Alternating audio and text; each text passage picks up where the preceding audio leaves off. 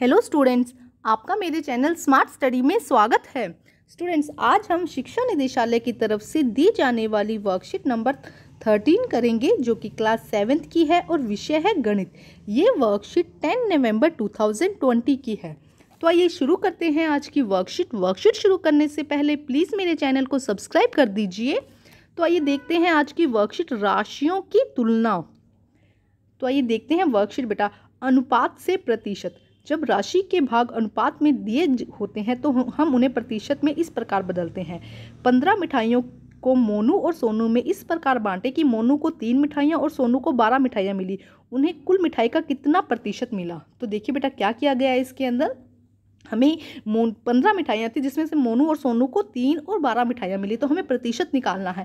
तो हम करते हैं, जितनी मिठाइयाँ दी गई हैं, जैसे कि मोनू को कितनी मिठाइयाँ मिली, 3 मिठाई मोनू को मिली, और टोटल मिठाइयाँ कितनी थी बेटा, यहाँ पे 15 आएगा। टोटल मिठाइयाँ कितनी थी? 15। 3/15। देखो यहाँ पे जितनी मिठाई मिली और कुल मिठाइयाँ कितनी थी, गुना 100 कर देंगे हम। ठीक है, तो देखो यहाँ से इसको 5 से काटा, 5 थी 15 और यहाँ पे कितना आ गया 20। हमारा आंसर कितना आ जाएगा 20। अब दूसरा हम निकालते हैं। दूसरा देखो क्या कहा गया है कि सोनू को कितनी मिठाइयाँ मिली, तो सोनू को कितनी मिठाइयाँ मिली 12, और कुल मिठाइयाँ कितनी थी 15। तो इसको हम गुना कर देंगे 100 से, तो हमारा आंसर कितना आ जाएगा बेटा 80%। कितना आंसर आ जाएगा हमारा 80%। आइए देखते हैं नेक्स्ट। आपको कुछ नहीं करना है कि जितना चीज़ मिली हो और कुल कितनी हो, बटे में कर देनी है कुल कितनी हो और उसको गुना कर देना है 100 से।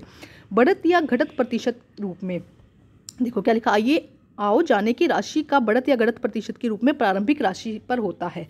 उदाहरण, किसी देश में पिछले 10 वर्षों में अशिक्षितों की संख्या 150 लाख से घटकर 100 लाख रह गई है। तो घटने का प्रतिशत निकालना है। तो देखो बेटा बहुत आसान है, हमें जो प्रतिशत निकालना है, घटने का प्रतिशत निकालना है। तो पहले कितनी थी उसकी, एक सेकंड बेटा, पहले कितनी थी 150 लाख, अब कितनी हो गई 100। तो अब कितना प्रतिशत घटा है, पहले तो कितना घटा है हम ये देखेंगे। तो कितना घटा है यहाँ पे 50 लाख। पहले प्रशिक्षितों की संख्या कितनी थी 100 और अब कितनी हो गई है 150।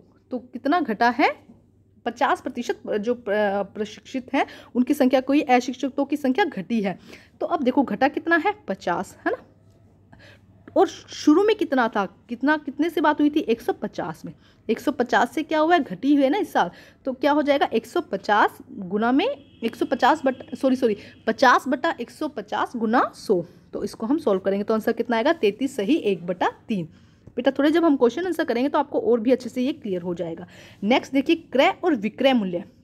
देखिए क्या होता है, जब भी कोई सामान खरीदा जाता है तो उसे हम क्रय मूल्य कहते हैं, और जब कोई सामान बेचा जाता है तो उसे हम विक्रय मूल्य कहते हैं। जिस मूल्य पर दुकानदार वस्तु खरीदता है या खरीदती है वह कहलाता है क्रय मूल्य या कॉस्ट प्राइस, और जिस मूल्य पर दुकानदार वस्तु बेचता है या बेची जाती है उसे हम क्या कहते हैं, विक्रय मूल्य या सेलिंग प्राइस। ठीक है, तो अब यहाँ पे देखो निम्न कथन दिए गए, इनमें लाभ और हानि का पता लगाना है कि इनमें लाभ हुआ है कि हानि। तो आइए देखते हैं जरा बेटा, निम्न कथनों में लाभ और हानि बताइए। तो देखिए आप इनको सोल्व करने की कोशिश कीजिएगा बेटा। देखिए क्या दिया गया, एक फूलदान 120 रुपये में खरीदा गया और 108 में बेचा गया। मतलब कि 120 में वो खरीदा गया, समझ रहे हैं, 120 में खरीदा गया और 108 में बेचा गया। तो उसे क्या होगी बेटा बताइए, उसे पहले तो होगी हानि, हम यहाँ पे लिख देते हैं हानि। अब कितने की हानि हुई उसे बताइए, 12 रुपये की उसे हानि हुई। क्यों? देखो उसने 120 में खरीदा और 108 में बेच दिया, मतलब यहाँ पे क्रय मूल्य ज़्यादा है और विक्रय मूल्य कम है। नेक्स्ट देखिए, एक खिलौना कार 540 में क्या किया गया, उसे बेचा गया। 540 में उसे बेचा गया और खरीदा कितने में गया 450 में। 450 में हमने कोई चीज़ खरीदी और उसको 540 में हमने बेच दिया है। तो हमें क्या हुआ, हमने ज़्यादा में बेचा है ना बेटा, तो हमें क्या हुआ है यहाँ पर लाभ हुआ है। और कितने का लाभ हुआ है, 90 रुपये का। ठीक है, यहाँ देखो हमने खरीदी ज़्यादा में थी, आपने किसी को मतलब 10 रुपये आपके पास है, किसी को 12 रुपये देने थे, तो आपको क्या होगा, नुकसान होगा ना। वैसे यहाँ पे खरीद में क्या हुआ है, अपने ज़्यादा में खरीदी और कम में बेची। अब इसमें देखो क्या हुआ है, हमने खरीदी कम में है, 540 में खरीदी है, और हमें 450 में खरीदी है और 540 में हमने बेची है, तो हमें 90 रुपये का लाभ हुआ। नेक्स्ट देखिए, एक साइकिल 1000 रुपये में खरीदा गया और 1000 रुपये में बेचा गया। तो ना तो लाभ है ना ही हानि है, यहाँ पे कुछ भी क्या है, दोनों बराबर है, लाभ और हानि कुछ भी नहीं है यहाँ पे। ठीक है, आइए देखते हैं नेक्स्ट क्या है बेटा, समझना ज़रूरी है बेटा ये। यदि क्रय मूल्य विक्रय मूल्य से कम है तब क्या होगा, लाभ होगा। मान लो कि जैसे कि यहाँ पे क्रय, हमने कोई चीज़ खरीदी 100 रुपये में और उसको हमने 200 में बेच दी, तो क्रय मूल्य कितना हुआ 100 और विक्रय मूल्य कितना हुआ यहाँ पर 200, तब हमें क्या होगा, लाभ होगा। तब हमें क्या होगा, लाभ, उसे हम क्या कहते हैं, प्रॉफिट। नेक्स्ट देखिए, यदि क्रय मूल्य और विक्रय मूल्य दोनों बराबर है, हमने कोई चीज़ खरीदी 100 में और उसको हमने 100 में ही बेच दी, तो क्या होगा, न तो लाभ होगा न ही हानि होगी। नेक्स्ट देखिए, यदि क्रय मूल्य कम है, अगर हमने कोई चीज़ 100 रुपये में खरीदी है और विक्रय मूल्य कम है, विक्रय मूल्य क्या है, 50 में हमने बेच दी, तब हमें क्या होगा, हानि। ये तीनों कंडीशन समझनी बहुत ज़रूरी है।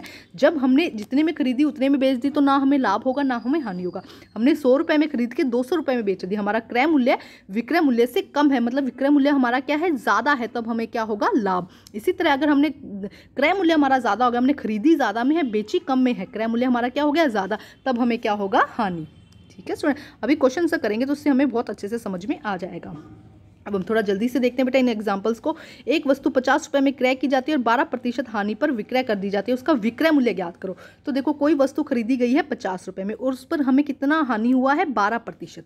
ठीक है, तो ये 12% हानि हमें किस पर हुआ है, 100 पर ना। अगर वो वस्तु 100 रुपये की होती तो हमें 12% की हानि होती। तो यहाँ पे बस ये समझो, देखो हमें 12% हानि किस पर हुई है, 100 पर। 100 रुपये की चीज़ थी और वो वस्तु कितने की थी, 50 की, तो हम इसको 50 से गुना कर देंगे। देखो यहाँ से CP का मतलब है कॉस्ट प्राइस, कितने का क्रय मूल्य था, 100 का, हानि कितनी हुई, 12 की। तो SP मतलब कि सेलिंग प्राइस या विक्रय मूल्य कितना हुआ, CP माइनस हानि, मतलब कॉस्ट प्राइस माइनस हानि, या आप लिख देंगे क्रय मूल्य माइनस हानि। तो देखो इसको कट करेंगे तो कितना आ जाएगा, हमारा आ जाएगा आंसर 6। मतलब कि उसको 6 रुपये की क्या हुई है, हानि हुई है। तो 6 रुपये की हानि हुई है तो मतलब कि हमें विक्रय मूल्य निकालना है, तो उसको उसका क्रय मूल्य कितना था, 50, उसमें से 6 रुपये की उसको हानि होगी, तो उसने कितने में बेची वो चीज़, 44 में उसने वो बेची। नेक्स्ट देखिए क्या लिखा गया बेटा, एक राशिद ने एक टीवी 9,000 का खरीदा और 12 वर्ष पचास उसे 6,000 का बेच दिया। तो 9,000 का खरीदा और 6,000 का बेच दिया, तो हमें पता चल रहा है कि यहाँ पे हानि हो रही है और कितने की, 3,000 की हानि हो रही है। तो हमें हानि प्रतिशत में निकालनी है। तो देखो यहाँ प्रतिशत में निकालने के लिए हानि कितनी की हुई बेटा, 3,000 की हानि हुई और कितने पर हुई, उसने कितना खरीदा था। तो इसका फॉर्मूला ये है बेटा, देखो हानि डिवाइडेड बाय कॉस्ट प्राइस क्रय मूल्य इंटू 100। तो हानि की हुई 3,000 की कितने पर, 9,000 पर। 9,000 का सामान खरीदा था ना, क्रय मूल्य पर होती है, गुना 100। तो जब इसे काटेंगे तो कितना आएगा, 33 सही 1/3%। ठीक है स्टूडेंट, अब हम करते हैं इसके क्वेश्चन आंसर। ध्यान से करेंगे बेटा क्वेश्चन आंसर। देखिए फर्स्ट क्या दिया गया है, एक वस्तु को 5% लाभ पर 540 में बेचा गया, मतलब उसको लाभ हुआ है, 540 में बेचा गया। यहाँ हमें विक्रय मूल्य बताया गया है, SP बताया गया है और हमें प्रॉफिट बताया गया है। ठीक है, यह लाभ बताया गया है, यह क्रय मूल्य का क्या, यह उसका क्रय मूल्य क्या था, तो हमें उसका क्रय मूल्य निकालना है, मतलब कि हमें CP कॉस्ट प्राइस निकालना है। क्वेश्चन समझ में आना चाहिए कि विक्रय मूल्य दिया गया है, लाभ दिया गया है और हमें कॉस्ट प्राइस या क्रय मूल्य निकालना है। तो आइए करते हैं इसका आंसर हम। तो देखिए बेटा इसका आंसर, लाभ हमें प्रॉफिट कितना हुआ, 5%, ये हमें दिया गया है। और विक्रय मूल्य हमारा SP सेलिंग प्राइस कितना है, 540 रुपये, ये भी हमें दिया गया है ना बेटा। ये दो बातें दी गई हैं हमें। ठीक है, हमें प्रॉफिट कितना हुआ, 5% और हमारा विक्रय मूल्य कितना है, 540 रुपये। हमें क्या निकालना है, इसका क्रय मूल्य, कॉस्ट प्राइस हमें इसका निकालना है। तो देखिए पहले क्या निकालेंगे हम, लाभ, कि हमें 5% लाभ की वैल्यू कितनी है, हमें पहले ये निकालना होगा। तो हम क्या करेंगे, 5 का कितना हुआ था, 5% हमें किस पर लाभ हुआ है, अगर वो वस्तु 100 की होती, वो वस्तु कितने की है, यहाँ पे लगा देंगे उसका क्रय मूल्य। ठीक है, तो क्या करेंगे, 5/100 गुना 540। तो अब उस वस्तु पर हमें कितना लाभ हुआ, 27 रुपये का हमें उस वस्तु पर लाभ हुआ। ठीक है, अब आगे देखते हैं, आगे क्या करना है बेटा। देखो अब हमें पता चल गया कि यहाँ पर इसका इतना लाभ है, तो अब हमें निकालना है विक्रय मूल्य। हमें क्या निकालना है, उसका क्रय मूल्य निकालना है ना। तो देखो विक्रय मूल्य किसके इक्वल होता है, क्रय मूल्य प्लस लाभ की। विक्रय मूल्य किसके इक्वल होता है, विक्रय मूल्य किसके बराबर होता है, क्रय मूल्य प्लस लाभ के। तो विक्रय मूल्य कितना है, 540, क्रय मूल्य हमें निकालना है, कॉस्ट प्राइस हमें निकालना है और लाभ कितना है, 27। तो हम क्या करेंगे, कॉस्ट प्राइस को इधर ले आएंगे, देखो क्रय मूल्य CP को हम इधर ले आएंगे और 540 में से 27 यहाँ पर घट जाएगा, घटा देंगे तो कितना आएगा, 513। तो हमारा क्रय मूल्य कितना आ जाएगा, 513। बेटा ध्यान से समझिए, देखो किया क्या गया है यहाँ पे, विक्रय मूल्य किसके बराबर होता है, क्रय मूल्य प्लस लाभ के। क्रय मूल्य प्लस लाभ के बराबर होता है विक्रय मूल्य। तो यहाँ पे हमने क्या किया, 540 वैल्यू पुट कर दी, 540 क्रय मूल्य का CP लिख दिया और लाभ का हमने 27 लिख दिया, क्योंकि हमने यहाँ पे निकाला है कि लाभ कितना है, 27। तो हमारा CP कितना आ जाएगा बेटा, हम CP को इधर ले आएंगे, क्रय मूल्य को यहाँ ले, और यहाँ पे हमने क्या किया, यहाँ पे हमने क्या किया, 540 में से 27 को घटा दिया। जब 540 में से 27 को घटा देंगे तब अब आप कहोगे कि कैसे हुआ, तो देखो बेटा कुछ नहीं करना ना इसके अंदर, यहाँ पे ऐसे कर दो 540, जब ये 27 यहाँ जाएगा तो माइनस का हो जाएगा और यहाँ पे हम सीपी कर देते हैं। तो एक ही बात है, दोनों को मैंने सीपी इस तरफ कर दिया। हमें पता है ना, जब हम दूसरी तरफ नंबर लेके जाते हैं तो वो माइनस में कर देते हैं ना, तो यही बात यहाँ पे हुई है। तो आंसर क्या आ जाएगा हमारा 513 रुपये। ठीक है स्टूडेंट, तो ये हो जाएगा हमारा क्वेश्चन नंबर फर्स्ट। ठीक है, अब हम करते हैं क्वेश्चन नंबर 2।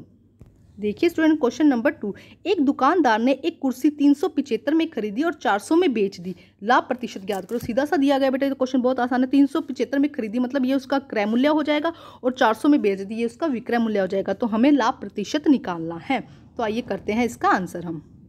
तो आइए देखिए बेटा, क्रय मूल्य, कुर्सी का क्रय मूल्य कितना हो गया 375 रुपये। ठीक है, विक्रय मूल्य है, सेलिंग प्राइस कितना हो गया 400। तो हमें पता चल रहा है कि यहाँ पे लाभ हो रहा है, क्योंकि क्रय मूल्य कम है विक्रय मूल्य ज़्यादा है। तो लाभ कितना हुआ, 400 में से जब 375 को घटाया तो कितना आया 25 रुपये का क्या हुआ है, हमें लाभ हुआ है। अब हमें लाभ को प्रतिशत में निकालना है। तो लाभ को प्रतिशत में निकालने का फॉर्मूला क्या है बेटा, लाभ डिवाइडेड बाई क्रय मूल्य गुना 100। तो लाभ कितना हुआ हमें 25 रुपये का, और क्रय मूल्य उसका कितना था 375, कितने में खरीदी गई थी 375 में, गुना 100।